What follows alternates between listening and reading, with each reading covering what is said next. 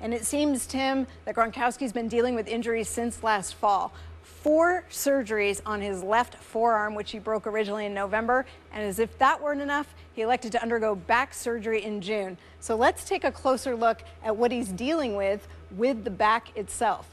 Well, it started with models, which is what we use in teaching, and you see them in medical schools and physical therapy programs.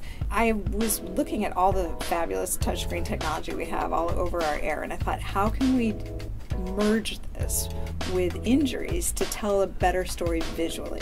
The injury analysis engine, it takes a concept. Explaining that through words alone and maybe like just a little dangly skeleton muscle, it's really kind of hard to see how those parts come together. With this, we can see, oh, this is exactly how the injury happens. This is how it affects his play, his throw, etc.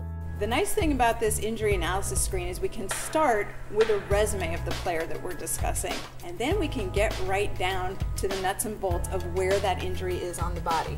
We can make the resume disappear, and then we have the body in the center of the screen. Now, one of the key features of this is we can turn on and off different systems. Right now, all of them are on, and the red you see is predominantly the muscles. If I take those off, you're left with nerves, arteries, veins, even internal organs if we're discussing an injury of that type. I can even take all of those systems off and be left with just the skeleton.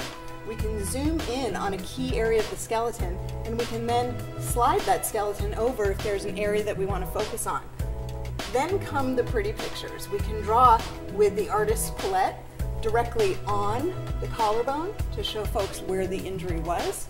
We can create arrows if we want to show, for example, the shoulder joint where the injury wasn't.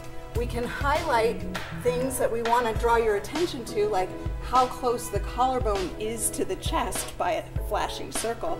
We can also spot shadow if we want to come into another area of the shoulder.